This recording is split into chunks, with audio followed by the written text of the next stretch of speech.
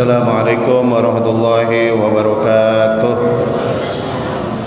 Alhamdulillahirabbil alamin wassalatu wassalamu ala nabiyyina Muhammadin wa ala alihi wa ashabihi ajma'in, amma ba'du. Faqala Allah Ta'ala, wa idza sa'alaka 'ibadi anni fa inni qarib ujibu da'watad da'i idza da'ani falyastajibu li wal yu'minu bi la'allahum yarshudun. Qala Rasulullah sallallahu alaihi wasallam, ad-du'a silahul mu'min. Shadaqallahul azim wa nahnu ala dzalika minasyahidin wasyakirin. Jamaah salat tarawih rahimakumullah, salah satu keutamaan bulan Ramadan ini adalah peluang ijabahnya doa lebih besar dibanding bulan-bulan yang lain. Maka dalam rangkaian ayat-ayat yang berbicara tentang puasa, nyelip satu ayat di mana Allah berfirman, apabila hamba-hambaku bertanya kepadamu wahai Muhammad tentang aku, maka inni qarib, aku dekat. Pada saat kita puasa, kita meniru sifat-sifat Allah. Allah tidak makan, tidak minum, Allah tidak hubungan suami istri, maka kita melakukan, mengikuti. Allah berkasih sayang, Allah memberi kepada makhluknya, kita juga berbagi pada makhluk di bulan Ramadan. Sehingga ketika dekat sifat-sifat kita dengan Allah, peluang terkabulnya doa lebih besar. Fa inni qarib ujibu da'watad da'i idza da'ani. Aku dekat, aku menjawab doa orang yang berdoa apabila dia benar-benar berdoa kepadaku. Maka di antara doa yang baik diperbanyak di bulan Ramadan adalah doa yang diajarkan Nabi, Allahumma innaka afuun tuhibbul afwa fa'fu anna. Ya Allah, Engkau Maha Pemaaf, Engkau suka memberi maaf, maka maafkanlah kami. Dan doa yang dari Al-Quran yang senantiasa kita baca, yaitu doa sapu jagat, Rabbana atina fid dunya hasanah wa fil akhirati hasanah qina adzabannar. Di mana dalam doa sapu jagat ini ada 3 permohonan yang kita panjatkan kepada Allah. Yang pertama, kita minta kepada Allah diberikan fid dunya hasanah, kebaikan di dunia. Yang kedua, wa fil akhirati hasanah, kebaikan di akhirat, yaitu mendapatkan surga dan ridho Allah.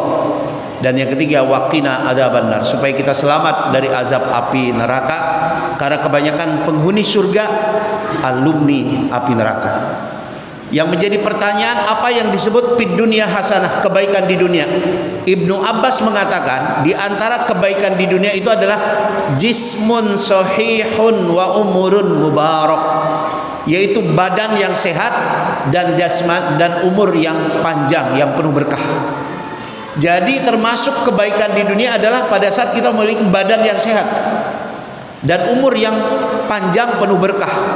Nabi bersabda, khairun nas, sebaik-baik manusia, mantola umruhu, yang panjang umurnya, wahasuna amaluhu, dan diisi dengan amal-amal kebaikan.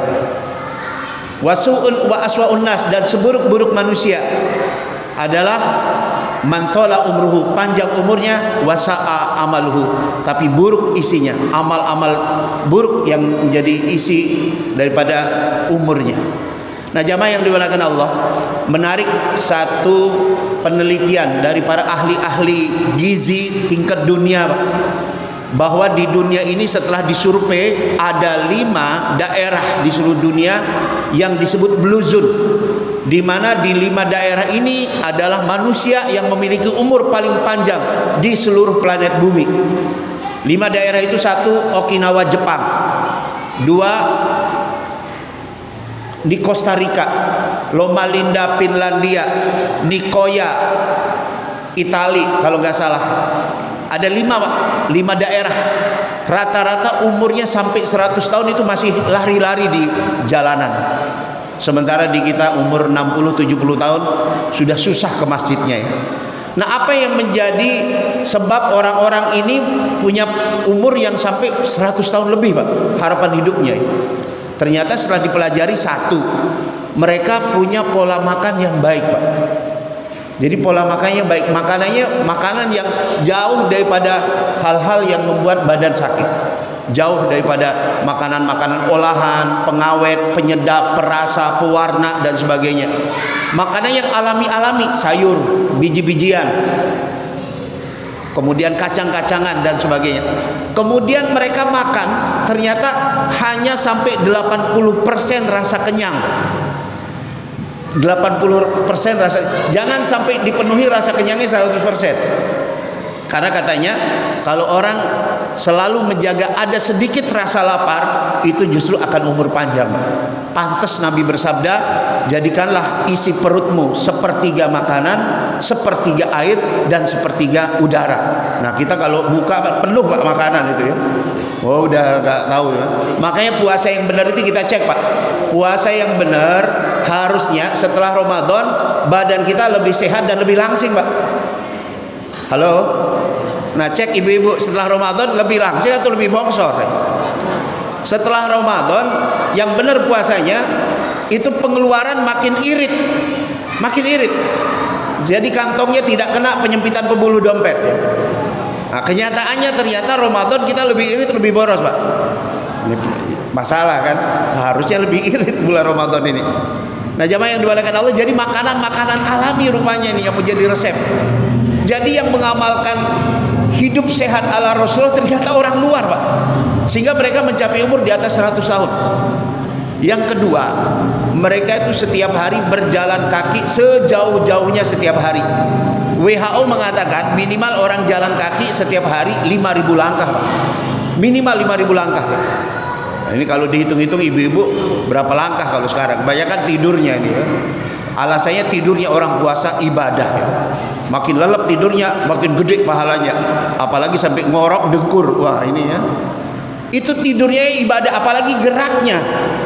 Fil harokah barokah. Kata Imam Syafi'i, di dalam bergerak itu ada keberkahan.